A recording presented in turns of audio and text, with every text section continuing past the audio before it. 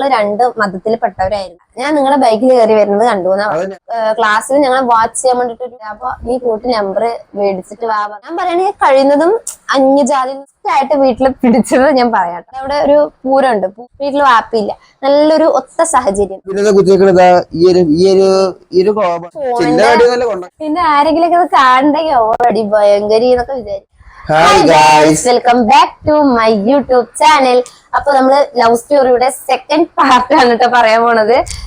കുറച്ച് വലിയ സ്റ്റോറി ആയതുകൊണ്ട് ഇങ്ങനെ പാർട്ടായിട്ട് പറയേണ്ടി വരും കേട്ടോ. അപ്പൊ ഫസ്റ്റത്തെ ഞാൻ വീഡിയോ പാർട്ട് 1 അങ്ങനെ ഇട്ടല്ല, ഒരു സാധാ ഒരു വീഡിയോ പോലെ ഇട്ടതാണ്. അപ്പൊ കുറെ പേര് പറഞ്ഞു പാർട്ടായിട്ട് ഇങ്ങനെ ഇടൂ, നിങ്ങളുടെ ലവ് സ്റ്റോറി ഇൻട്രസ്റ്റിംഗ് ആണ്, അങ്ങനെ കൊണ്ട് കുറെ രണ്ട് മതത്തിലായതുകൊണ്ട് വലിയ പാർട്ടാണ് കേട്ടോ. അപ്പോ നമ്മൾ വലിച്ചു നിട്ടാണ് കാര്യങ്ങൾ പറയാം. അപ്പൊ ഞങ്ങള് രണ്ട് മതത്തിൽപ്പെട്ടവരായിരുന്നു. പിന്നിപ്പം ഒരു മതത്തിലാണ്, മുസ്ലിമായി കല്യാണം കഴിച്ചു, സുഖമായിട്ട് ജീവിക്കുന്നു, ഒരു കുഴപ്പമില്ല കേട്ടോ. എന്റെ ഫാമിലിന്റെ കാര്യം പറയാൻ കുറെ പേര് ചോദിച്ചിട്ടോ, എന്റെ ഫാമിലി നല്ല ഇതിലാണോ എന്നൊക്കെ. എന്റെ ഫാമിലി കാരണം ആള് മുസ്ലിമായിട്ടാണല്ലോ കല്യാണം കഴിച്ചത്, അതുകൊണ്ട് എന്റെ ഫാമിലി ഒരു കുഴപ്പമില്ല കേട്ടോ. എല്ലാവരും വീണ്ടും വിളിക്കും. പിന്നെ എനിക്ക് വാപ്പ ഉമ്മ പിന്നെ ഒരു താത്തയാണ് കേട്ടുള്ളത്. അത്രേ ഉള്ളൂ എന്റെ ഫാമിലി. അവരുടെ കല്യാണമൊക്കെ കഴിഞ്ഞു, സെറ്റായി. അങ്ങനെയൊക്കെയാണ് ഫാമിലിത്തെ കാര്യങ്ങൾ. ഞാൻ പിന്നെ പറഞ്ഞല്ലേ എനിക്കൊരു അനിയൻ മാത്രമേ ഉള്ളൂ, അവന്റെയും കല്യാണം കഴിഞ്ഞ ഒരു ആൺകുട്ടിയുണ്ട്, അവന് സെറ്റിലാണ്, കുഴപ്പമൊന്നുമില്ല. ഇങ്ങനെയൊക്കെയാണ് കാര്യങ്ങള്. എല്ലാവരുമായിട്ടും നമ്മൾ കോണ്ടാക്ട് ഒക്കെ ഉണ്ട് കേട്ടോ. പിന്നെ നമ്മുടെ ലവ് സ്റ്റോറിക്ക് വരാം, അതാണല്ലോ നമ്മുടെ ഇമ്പോർട്ടന്റ് ആയിട്ടുള്ള കാര്യം. അപ്പൊ +1 ഇഷ്ടാന്ന് പറഞ്ഞു, +2 ഞാൻ തിരിച്ചിഷ്ടാന്ന് പറഞ്ഞു. ഒരു വർഷം നടത്തിച്ചു. പിന്നാലെ ഞാൻ ഒരു വർഷം ഞാൻ അത്രയും ടൈം എടുത്ത് കുറെ നടത്തിച്ചിട്ടാണ് ഞാൻ ഇഷ്ടാവുന്നത്.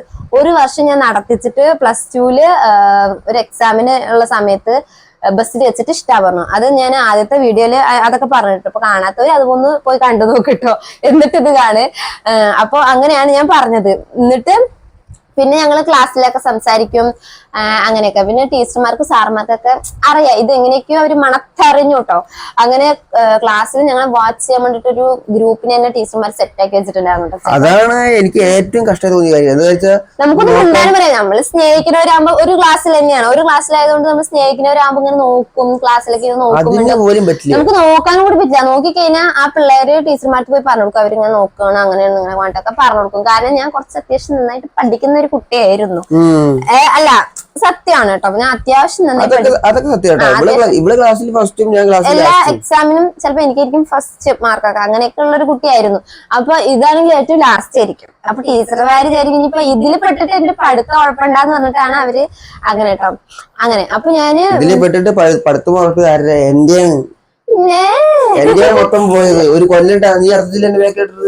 അങ്ങനെ അതൊക്കെ കഴിഞ്ഞ് ഇഷ്ടാന്നൊക്കെ പറഞ്ഞ് പിന്നെ ഞാൻ നിങ്ങളായിട്ട് വിളിക്കാൻ തുടങ്ങിയത് ഫോൺ നമ്പർ ആള് +2 തന്നെയാണ് ഞാൻ വിളിക്കാനൊക്കെ തുടങ്ങിട്ടോ. ഒരു ക്ലാസ്സിൽ പഠിക്കുമ്പോൾ തന്നെ വിളിക്കാനൊക്കെ തുടങ്ങി. നമ്പർ കിട്ടി എനിക്ക്. എന്റെ ഒരു ടാബ് ഉണ്ടായിരുന്നു, ആ ടാബാണ് എന്റെ ജീവിതം മാറ്റിമറിച്ചത്. എന്റെ വാപ്പയ്ക്ക് പറയൂട്ടോ, ആ ടാബ് കാരണം ഞാൻ ഇങ്ങനെ ആയത്. അതിന് അവളുടെ കയ്യിൽ ടാബെങ്കിലും ഉണ്ട്, എന്റെ കയ്യിലുള്ള ചെറിയ നോക്കിയ ഫോണാ, അതിനാണ് ഞാൻ വിളിക്കുന്നത്. അങ്ങനെ എന്റെ ഒരു ടാബ് ഉണ്ടായിരുന്നു. അപ്പൊ അതിലൊരു സിമ്മും ഉണ്ടായിരുന്നു. അതാണ് എല്ലാത്തിനും പ്രശ്നം. അപ്പൊ അതുകൊണ്ട് നമ്മൾ വിളിക്കുമല്ലോ, നമുക്ക് നമ്പർ കിട്ടി നമ്മള് വിളിച്ച് പിന്നെ എപ്പോഴും വിളിക്കലൊക്കെ ആയി. ക്ലാസ്സിൽ പോകുമ്പോ കാണുന്നു, സംസാരിക്കുന്നു, ആരും കാണാണ്ടൊക്കെ കാണും, സംസാരിക്കും, അങ്ങനെയൊക്കെ. പിന്നെ വീട്ടിൽ വന്നാൽ വിളിക്കും, ആരും കാണാണ്ട് കേട്ടോ, ആരും കാണാണ്ട് വിളിക്കും. അതൊക്കെ വീട്ടിൽ പിടിച്ചിട്ടൊക്കെ ഉണ്ട് കേട്ടോ. അതൊക്കെ ഞാൻ പറയാം, വഴിയെ പറയാം. അങ്ങനെ സംസാരിക്കുകയൊക്കെ ചെയ്യും. എന്നിട്ട് എന്താണ് നമ്പർ കിട്ടിയത് എങ്ങനെയാന്ന് വെച്ചിട്ടുണ്ടെങ്കിൽ ആള് അവിടെ ഞങ്ങളുടെ അവിടുത്തെ പഴയന്നൂർ ടൗണിൽ ഒരു കടയില് ഇങ്ങനെ സെയിൽസ്മാൻ ആയിട്ട് നിൽക്കണ്ടായിരുന്നു. അപ്പൊ ഞാന് എന്റെ ഒരു ആള് കൊറേ വർക്കൊക്കെ ചെയ്ത് ആണ് ഈ ഒരു ഒറ്റയ്ക്കാണല്ലോ, ആരും ഇല്ലല്ലോ, അപ്പൊ ഒറ്റയ്ക്ക് തന്നെ പൊരുതി വന്നവനാണ്. അപ്പൊ അങ്ങനെ നമ്പർ എന്റെ ഒരു കൂട്ടുകാരിന്റെ അടുത്ത് പറഞ്ഞു, അവന് അങ്ങനെ അവിടെ പണി നിൽക്കുന്നുണ്ട്, അപ്പൊ നീ കൂട്ടി നമ്പർ മേടിച്ചിട്ട് വാ പറഞ്ഞിട്ട് വിട്ടേക്ക്. അവള് പോയി 2-3 നമ്പറൊക്കെ വിളിച്ചിട്ട് വന്നിട്ടോ. പക്ഷെ അതിക്ക് വിളിക്കുമ്പോ കിട്ടുന്നുണ്ടായിരുന്നില്ല, സ്വിച്ച് ഓഫ് എന്നൊക്കെയാണ് പറയണ്ടായിരുന്നത്. എന്നിട്ട് ലാസ്റ്റ് ഞാന് എന്താണ് ക്ലാസ്സിൽ നിന്ന് വെച്ചിട്ട് തന്നെയാണ് നമ്പർ വാങ്ങിച്ചത് ഇല്ലേ, ക്ലാസ്സിൽ വെച്ചിട്ട് തന്നെയാണ് നമ്പർ വാങ്ങിച്ചത്. പുതിയൊരു ഫോൺ എടുത്തു. ആ നമ്പർ ആളുടെ അച്ഛന്റെയോ അച്ഛമ്മന്റെ ആന്റിക്ക് ഫോൺ ആയിരുന്നു, അതുകൊണ്ട് അതൊന്നും വിളിച്ചിട്ട് കിട്ടിയില്ല. പിന്നെ ഞാൻ പറഞ്ഞു എനിക്കൊന്ന് വിളിച്ചിട്ട് കിട്ടുള്ള നിങ്ങളുടെ നമ്പർ തായോ പറഞ്ഞപ്പോ നിങ്ങൾ പിന്നെ പുതിയ ഫോണൊക്കെ സിമ്മൊക്കെ എടുത്തിട്ടാണ് സ്വന്തമായിട്ടൊരു സിമ്മൊക്കെ എടുത്തിട്ട് എനിക്ക് നമ്പർ തന്നു. ആൾക്ക് അന്ന് 18 വയസ്സായിട്ടുണ്ടായിരുന്നില്ല, അതുകൊണ്ട് സിം എടുക്കാൻ പറ്റാണ്ട് വേറെ ആരുടെയോ പേരിലാണ് സിം എടുത്തത് കേട്ടോ. എന്നിട്ട് എനിക്ക് നമ്പറൊക്കെ തന്നു. പിന്നെ വിളിയോട് വിളി, രാത്രി വിളിക്കും, ഉച്ചക്ക് വിളിക്കും, എപ്പോഴും വിളിക്കും. കാണാണ്ടൊക്കെ ഞാൻ വിളിക്കാറുണ്ട്. അയ്യോ രാത്രിയൊക്കെ ഞാൻ വിളിച്ചിട്ടുണ്ട് ഗേസ്. അയ്യോ ഒന്ന് ആലോചിക്കാൻ വയ്യ. അങ്ങനെയൊക്കെ നമുക്കത് ആലോചിക്കുമ്പോ സത്യം പറഞ്ഞ ഒരു ഫീൽ അല്ല. ഇപ്പത്തെ പിള്ളേർക്കൊന്നും ആ ഒരു ഫീൽ അനുഭവിച്ചിട്ടുണ്ടാവില്ല. നമ്മൾ കാണാണ്ടൊക്കെ, നമ്മൾ ഫോണിലൊക്കെ റീൽസ് കാണാറില്ല, ഇങ്ങനെ കാണാണ്ട് വീട്ടുകാർ കാണാണ്ട് ഫോൺ വിളിക്കുക, അതൊക്കെ ഒരു നൊസ്റ്റാൾജിയ. പക്ഷെ ഞങ്ങളുടെ കാര്യത്തിൽ ഒരുപാട് പ്രശ്നം ഉണ്ടാവും, കാരണം 2 മതം ആയതുകൊണ്ടാട്ടോ. അല്ലെങ്കിൽ ഒരു കുഴപ്പമില്ലാണ്ട് ഇത് സുഖമായിട്ട് കല്യാണം കഴിഞ്ഞു പോയിരുന്നു. 2 മതം ആയതുകൊണ്ട് ഭയങ്കര നാട് മൊത്തം പറയാലോ, നാട് മൊത്തം പ്രശ്നമായിട്ടുണ്ടായിരുന്നു.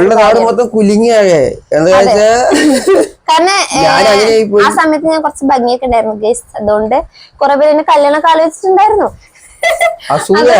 അതുകൊണ്ട് പൊറ്റ പറഞ്ഞ എന്റെ നാടാണ് കേട്ടോ. അവിടെ കുറെ പേർക്ക് ഇതൊരു അയ്യോ അവളെന്ത് ഇങ്ങനെ, ഞാൻ നല്ലൊരു കുട്ടിയാണ്, പക്ഷെ ഇവളിങ്ങനെ ഒരു ഹിന്ദു ചെക്കനായതുകൊണ്ട് എല്ലാവർക്കും ഒരു ഇതായിരുന്നു കേട്ടോ. അപ്പൊ സത്യം പറഞ്ഞാൽ നമ്മളിപ്പോ ആലോചിക്കുമ്പോ തോന്നും അയ്യോ അങ്ങനെ ചെയ്യണ്ടായിരുന്നു, ഹിന്ദു ഒക്കെ ആയതുകൊണ്ട് നമുക്ക് തോന്നും. പക്ഷെ ഇപ്പൊ നമുക്ക് കുറച്ച് ബുദ്ധിയൊക്കെ വളർന്നോണ്ട്, അന്ന് നമുക്ക് ബുദ്ധി ഇല്ലാത്തതുകൊണ്ട് നമ്മൾക്ക് ആ ഒരു പ്രണയം തലയ്ക്ക് പിടിച്ചിരുന്ന സമയത്ത് ഇതൊന്നും ഉണ്ടാവില്ല.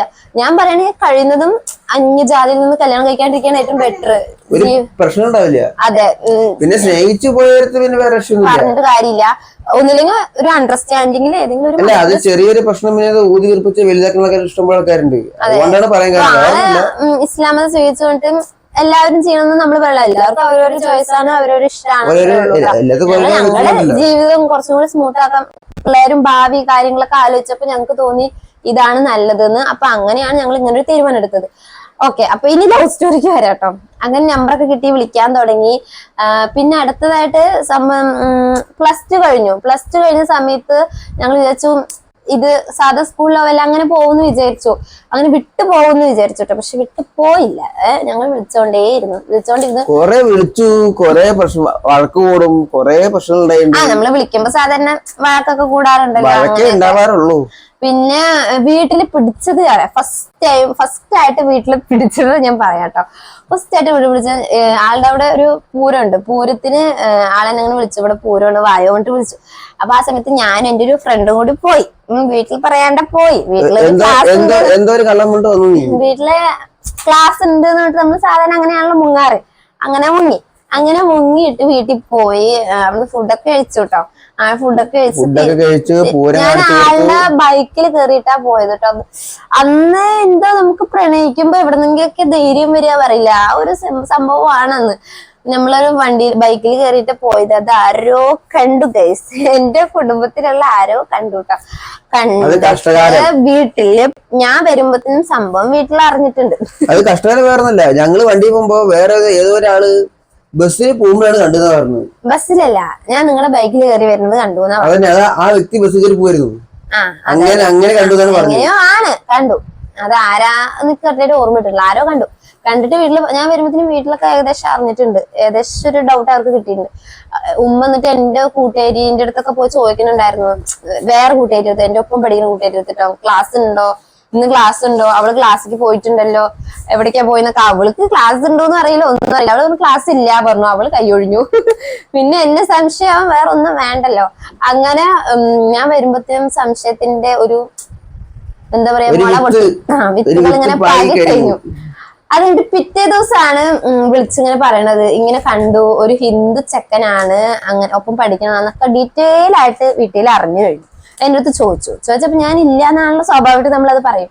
അപ്പൊ ഇല്ലാന്ന് പറഞ്ഞു. ഇല്ല പറഞ്ഞപ്പോ എന്റെ വീട്ടുകാർ എന്നെ ചെറുതായിട്ടൊക്കെ വിശ്വസിച്ചു. ഞാൻ ഇല്ല പറഞ്ഞു. അങ്ങനെ വിശ്വസിച്ചു. പിന്നെ അത് അങ്ങനെ പോയിട്ടോ. അത് വലിയ കുഴപ്പമില്ലാണ്ട് അങ്ങനെ പോയി. പിന്നെ പിടിച്ചത് എന്താണ്, ഏതൊരു ബന്ധുക്കാർ നമ്മൾ ബേക്കറി ഇരിക്കുന്നുണ്ട്. അതെ അതെ അങ്ങനെയാണ് അതിലാ സംശയം ഉറപ്പായവർക്ക്. ഞാൻ പിന്നെ അതങ്ങനെ കഴിഞ്ഞു, +2 ഒക്കെ കഴിഞ്ഞു. പിന്നെ ഞാൻ ഡിഗ്രിക്ക് പഠിച്ചു. ഡിഗ്രിക്ക് പഠിക്കുന്ന സമയത്ത് ആള് പിന്നെ വെൽഡിങ്ങിന്റെ പണിക്ക് പോവാൻ തുടങ്ങി. +2 അതോടെ ഫെയിലിയർ ആയതോടെ പഠിപ്പ് നിർത്തി കേട്ടോ. ഫെയിലിയർ ആണ്. ഞാൻ പാസ്സൊക്കെ ആയി. ഞാൻ അങ്ങനെ ഡിഗ്രിക്ക് പഠിക്കാൻ പോയി. അങ്ങനെ ഡിഗ്രിക്ക് പോണ സമയത്തും ഞങ്ങള് സ്കൂൾ വിട്ട് വരുമ്പോ കാണുമായിരുന്നു. അപ്പോഴൊക്കെ എന്റെ വീട്ടില് ഇത് ഒരു വട്ടം പിടിച്ചാൽ നമ്മുടെ ആ വിശ്വാസം അങ്ങോട്ട് പോകും. എന്റെ വീട്ടില് സംശയം ഉണ്ടായിരുന്നു കേട്ടോ.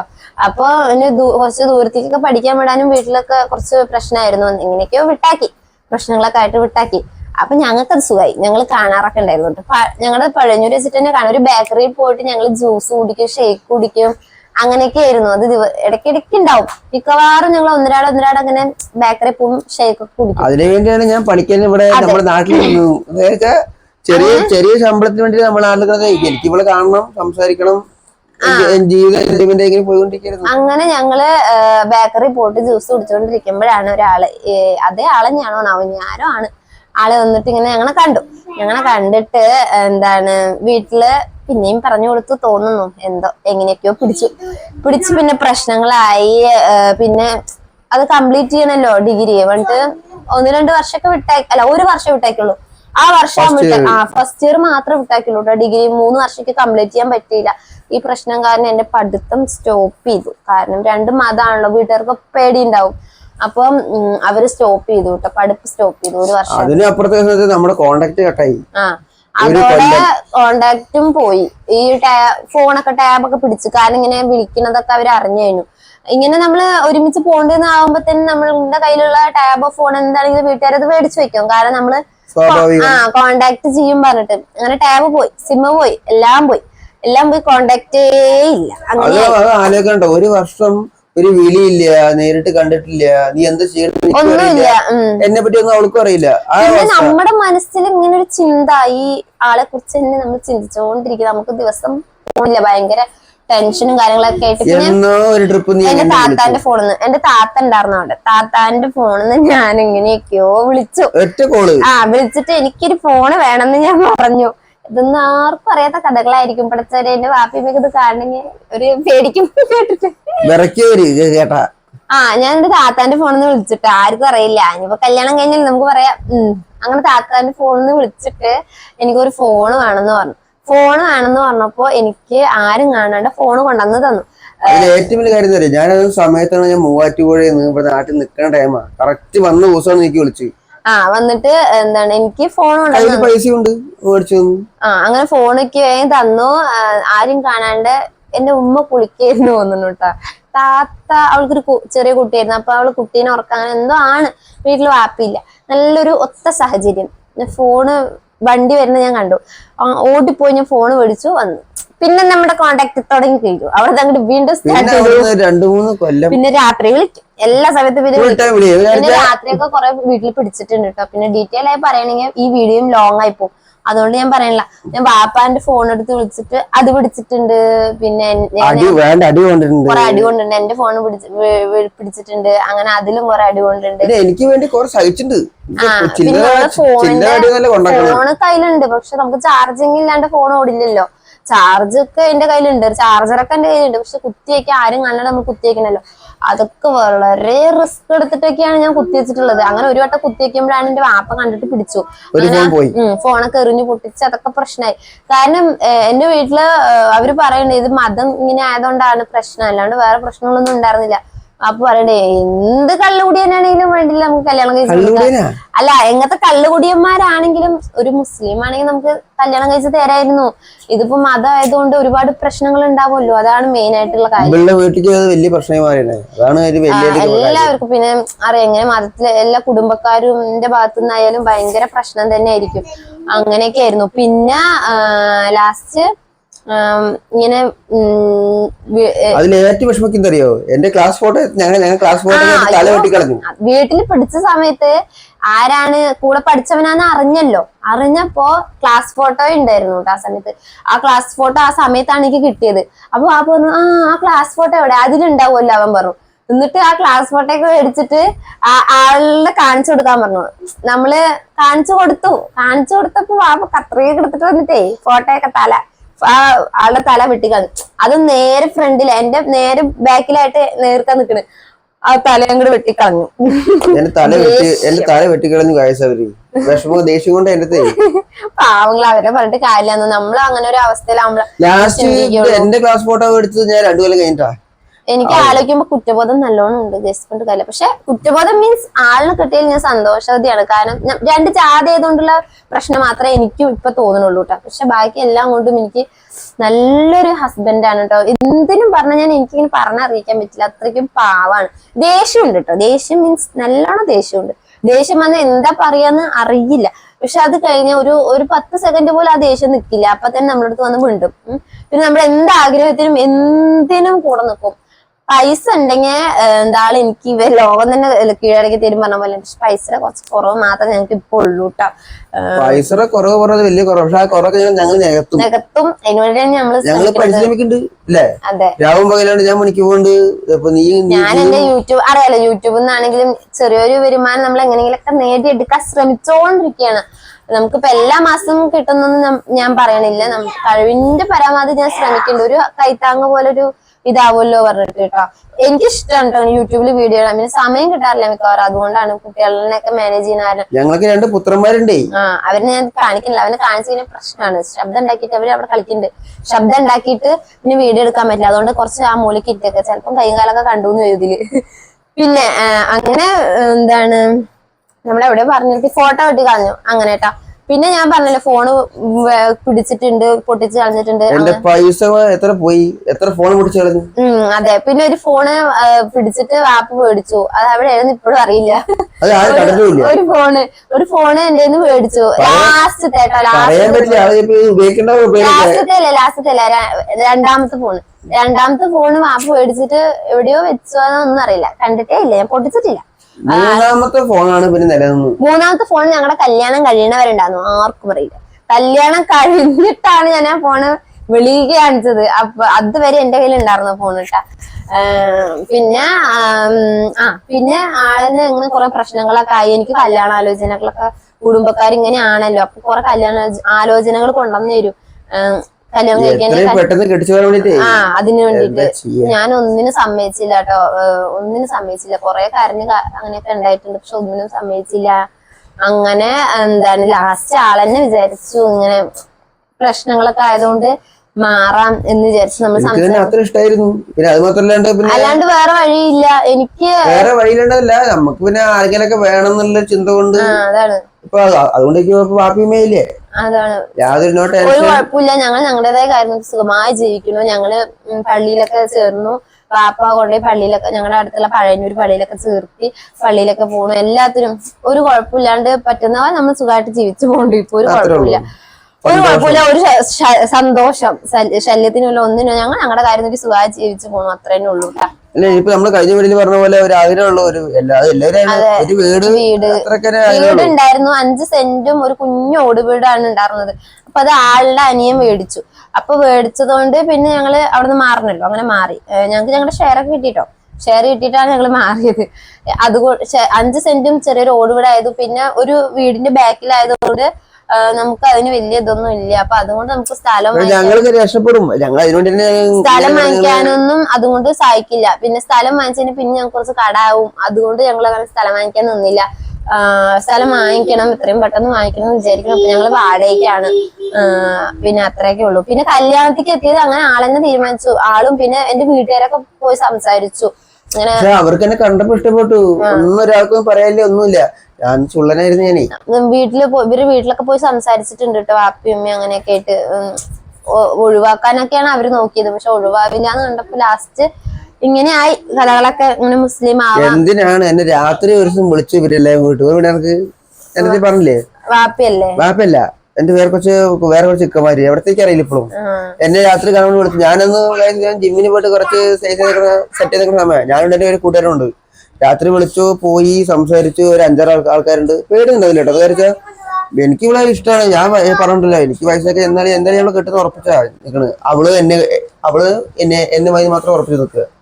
പോയി സംസാരിച്ചപ്പോ അവരെടുത്ത് പറഞ്ഞതെന്ന് വെച്ചാൽ മാറണമെന്നൊന്നും പറഞ്ഞില്ല കേട്ടോ. അവര് മാന്യമര്യാദ എന്റെ സംസാരിച്ചു. എന്താ വെച്ചാൽ നിങ്ങൾ ഇപ്പൊ തന്നെ എന്തിനാ നാട്ടുകാരെ അറിയിച്ച് എന്തിനാ വീട്ടുകാരെ അറിയിച്ച് അത് അറിഞ്ഞുകൊണ്ടല്ലേ എത്ര പ്രശ്നം ഉണ്ടായി എന്നുവെച്ചാൽ അങ്ങനെ ഒന്നും ഇല്ലച്ചാ നമുക്ക് ലാസ്റ്റ് കൊണ്ട് ഇപ്പൊ നീ കെട്ടുകാരിൽ ഇത്ര വിഷയം ഉണ്ടാകുന്നില്ല. അപ്പൊ അവളും കുറെ സഹിക്കുന്നുണ്ട്, നീയും കുറെ അനുഭവിക്കുന്നുണ്ട്, എല്ലാം കൂടെ എന്തിനാ കൊണ്ട് കുറെ സംസാരിച്ചു. ഇതൊക്കെ ഇതിന് ഞങ്ങളുടെ ലവ് സ്റ്റോറി ഉണ്ടായ കഥകളാ. രാത്രി 10-11 മണിക്കാണ് ഈ ഒരു അവസ്ഥ ഉണ്ടാവുന്നത്. അപ്പൊ വിട്ടുപോയിട്ടുണ്ട്. ഞങ്ങള് ഫോണിലൊക്കെ സംസാരിച്ച് പുലർച്ചെ രാവിലെ വരെയൊക്കെ സംസാരിച്ചിട്ടുണ്ട് അല്ലേ. അത് കഴിഞ്ഞ് ഞാൻ പണിക്ക് പോകുന്നു. എന്റെ അവസ്ഥ വീട്ടിലാർക്കും അറിയില്ല അങ്ങനെ. പിന്നെ ആരെങ്കിലും അത് കാണണ്ടെങ്കിൽ ഓടി ഭയങ്കരി എന്നൊക്കെ വിചാരിക്കണ്ടാവും. കഴിഞ്ഞു പോയിട്ട് നടന്നേക്കോ. സ്നേഹമല്ല ഏറ്റവും വലുത്. നമ്മുടെ വീഡിയോയിൽ ഇങ്ങനെ പറയുന്നു മാത്രം. അങ്ങനെ ഇങ്ങനെ പൊന്നാനിയിൽ പോയി അവിടുത്തെ കാര്യങ്ങളൊക്കെ അതുകൊണ്ട് നല്ലൊരു ആളെ കിട്ടിയില്ലേ. കിട്ടി അതൊക്കെ അങ്ങനെ ഇങ്ങനെ ആവാം. വീട്ടുകാരൊക്കെ പോയി സംസാരിച്ച് ലാസ്റ്റ് ഇവര് തീരുമാനം പറഞ്ഞു, നിങ്ങള് എന്താണ് മാറാം, കല്യാണം കഴിക്കാം, എനിക്കും എന്റെ ജീവിതം കൂടെ നോക്കണം, നമ്മുടെ രണ്ടുപേരുടെ ജീവിതം എല്ലാത്തിനും വേണ്ടിയിട്ട് ആള് ഓക്കെ എനിക്ക് താല്പര്യം ഉണ്ടെന്നൊക്കെ പറഞ്ഞിട്ട് അങ്ങനെ സെറ്റായി പൊന്നാനിയിലൊക്കെ പോയി 2 മാസം നിന്ന്. പിന്നെ ഞങ്ങൾ ഇവിടുന്ന് കാണാനൊക്കെ പോട്ടോ. പിന്നെ അവിടുന്ന് അങ്ങോട്ട് വന്നതും ഞങ്ങളുടെ കല്യാണമായിരുന്നു. വന്ന ദിവസം തന്നെ 2 മാസം അവിടെ നിന്ന് നമ്മുടെ കല്യാണം നടന്നത് 2021 ഫെബ്രുവരി 24 കല്യാണം. ഓക്കെ, ഒരു ബുധനാഴ്ച ആയിരുന്നു. ചൊവ്വാഴ്ച ഞാൻ വരേണ്ട ദിവസമായിരുന്നു. പക്ഷെ ചൊവ്വാഴ്ച കല്യാണം നടക്കണ്ടെന്നുള്ള ഒരു ലെവലില് ഒരു കൂടുതൽ വന്നു. ബുധനാഴ്ചക്ക് വന്നു. അന്നെ കല്യാണം എല്ലാം കഴിഞ്ഞു, സന്തോഷമായി. പിന്നെ അവിടുന്ന് ഇവിടെ എത്തിയപ്പോ നമ്മള് ഇവിടെ എത്തി നിൽക്കുന്നു. 2 മാസം അവിടെ പോയി നിന്ന് വന്നു. ആ കല്യാണം വീട്ടിൽ വെച്ചിട്ടായിരുന്നു കല്യാണം. പറയുന്ന കാര്യം എന്താ വെച്ചാൽ നമ്മൾ അവിടെ പോയാലും നമ്മളെ നിർബന്ധിച്ചാണോ കൊണ്ടുവന്നൊക്കെ ചോദിക്കുന്നുണ്ട് കേട്ടോ. എന്താ വെച്ചാൽ നമ്മള് സ്വയം ഇഷ്ടപ്രകാരം മാത്രം, അല്ലാണ്ട് ഒരാള് നമ്മള് നിർബന്ധിച്ച് കൊണ്ടുപോകുക അങ്ങനത്തെ ഒന്നും അവിടെ ചെയ്യാൻ പറ്റില്ല. അവർക്ക് താല്പര്യമില്ല. എനിക്ക് ഓപ്പണായി സംസാരിച്ചു. അത് ഓരോരുത്തർക്കും ഓരോരോ ഇഷ്ടമാണ്. നമുക്ക് 18 വയസ്സ് കഴിഞ്ഞാൽ മതം മാറണത് നമ്മുടെ മാസം ഒരാളുടെ നിർബന്ധത്തിൽ ചെയ്യാൻ പറ്റില്ല. നമ്മുടെ സ്വന്തം താല്പര്യത്തിന് മാത്രം ചെയ്യേണ്ട ഒരു കാര്യമാണ്. അപ്പൊ നമ്മൾ ഒരാൾ ചെയ്തുകൊണ്ട് വേറൊരാൾ ചെയ്ത് നമ്മൾ നിർബന്ധിക്കാൻ പറ്റില്ല കേട്ടോ. ഇത് ആൾക്ക് വേണ്ടിയിട്ട് ആളുടെ ജീവിതത്തിന് വേണ്ടി ആള് ചെയ്തു. ഞങ്ങൾ സുഖമായിട്ട് ജീവിക്കുന്നത് ഓരോരുത്തരുടെ ഇഷ്ടമാണ്. അത്രേ ഉള്ളൂ. പിന്നെ അതുപോലെ തന്നെ എനിക്ക് ഏറ്റവും വലിയ ഒരു കാര്യം പറയുന്നത് കുറെ ഫ്രണ്ട്സ് കിട്ടിയിരിക്കട്ടെ. പോയപ്പോ നല്ല കുറച്ച് ഫ്രണ്ട്സ് കിട്ടി. നേരത്തെ എന്ത് കാര്യത്തിനായാലും എന്തിനായാലും നല്ല കുറച്ച് ആൾക്കാർ കിട്ടി. നമുക്ക് എന്ത് കാര്യത്തിനും നമ്മളെ കൂടെ നിൽക്കുന്ന ആൾക്കാരാ. അതൊരിക്കലും മറക്കാൻ പറ്റുന്ന കുറച്ച് ബന്ധങ്ങൾ നമ്മൾ ഇപ്പോഴുണ്ട്. ഇപ്പോഴും ഫുൾ ടൈം നമ്മള് ഞാൻ മനസ്സിൽ കേരളത്തിലുള്ള എല്ലാ ജില്ലയിലും ഓരോരോ കോണ്ടാക്ട് ആണ്. അത് കാരണം എന്ത് കാര്യത്തിനും എപ്പോഴും എവിടേക്ക് വിളിച്ചാലും വിളിക്കാൻ പറ്റുന്ന കുറെ ബന്ധങ്ങൾ കിട്ടി എനിക്ക്. ഓക്കെ, അപ്പൊ ഇത്രയൊക്കെയുള്ള അങ്ങനെ കല്യാണം കഴിഞ്ഞു. ആദ്യത്തെ ബേബി ജനിച്ചത് 2021 കല്യാണം കഴിഞ്ഞു. ഫെബ്രുവരി 21 നവംബർ 30 ഒന്നാമത്തെ ബേബി ബോയ് മുഹമ്മദിയാണ് ജനിച്ചു. ഞങ്ങളുടെ ആനിവേഴ്സറി ഞങ്ങളുടെ കുട്ടിയുണ്ട്. അതെ, ആനിവേഴ്സറി കുട്ടിയുണ്ട് കേട്ടോ. കുറച്ച് ഫസ്റ്റ് ആയി പോയല്ലേ. പിന്നെ രണ്ടാമത്തെ കുട്ടി 2023 തൊട്ട് പിറകിൽ തന്നെ 2023 തന്നെ രണ്ടാമത്തെ കുട്ടി ഏപ്രില് 7 കേട്ടോ. അവനും മുഹമ്മദ് ഷാൻ. അങ്ങനെ 2 കുട്ടികള്. പിന്നെ ഇതിപ്പോ അങ്ങനെ ജീവിതം പോണു. വീടുണ്ടായിരുന്നു, വീട് പോയി. ഇപ്പൊ വാടകയ്ക്ക് എന്റെ വീട് സ്വന്തം ഉണ്ട്. എന്റെ വീടുണ്ട്, വാപ്പയുണ്ട് അവിടെ, ഉമ്മയുണ്ട് അവിടെ. ഞാൻ പറഞ്ഞല്ലോ താത്താന്റെ കല്യാണം കഴിഞ്ഞു. അങ്ങനെയൊക്കെയാണ് ഞങ്ങളുടെ ജീവിതങ്ങള്. അപ്പൊ ഇത്രയൊക്കെ ഉള്ളൂ. പിന്നെ ലവ് സ്റ്റോറിയിൽ ഇനി ഉണ്ടാവാൻ പറയാന് കൊറേയൊക്കെ വിട്ടുപോയിട്ടുണ്ട് കേട്ടോ. ഞങ്ങള് ഇടയ്ക്ക് ഇങ്ങനെ വീഡിയോ ഇടുമ്പോ പറയാട്ടോ അങ്ങനെയൊക്കെ. അപ്പൊ ഇത്രയൊക്കെ തന്നെ ഉള്ളൂ. അപ്പൊ ഇത്രയൊക്കെ ഉള്ളൂ. അപ്പൊ ഇന്നത്തെ ഞങ്ങള് രാത്രിയായിട്ട് ഇവിടെ ഇരുന്ന് ഉറക്കാൻ വരുന്നുണ്ട്. അപ്പൊ അതുകൊണ്ട് എന്തായാലും വീഡിയോ നിർത്തുകയാണെങ്കിൽ എന്തെങ്കിലും ഡൗട്ട് നിങ്ങൾക്ക് ഉണ്ടെന്നുണ്ടെങ്കിൽ കമന്റ് ഇട്ട് നമ്മൾ. പിന്നെ ഒരു കാര്യം നമ്മൾ കഴിഞ്ഞ വീഡിയോയിൽ പറയണ്ടെന്നു എന്റെ കയ്യിൽ പച്ച കുത്തിയ ഇഷ്യൂ പറയണ്ടത്. പക്ഷെ ഞാനൊരു കേസ് പറയാ തുറന്നു പറയാണ്. ഞാൻ ഹിന്ദു സമയത്ത് കുത്തിയത് പച്ചയാണത്. അപ്പൊ ഞാൻ ചോദിച്ചോടെ ഇങ്ങനെ ഇതാണ്ടോ ഇവിടെ അതിന്റെ കയ്യിൽ കുത്തിണ്ട് അവളുടെ ഫസ്റ്റ് ആക്ഷനാണ്. പിന്നെ കുത്തിവെക്കണതാ ഈ ഒരു കോപാണ്. അപ്പൊ എന്റെ എല്ലാവരും പറഞ്ഞു അത്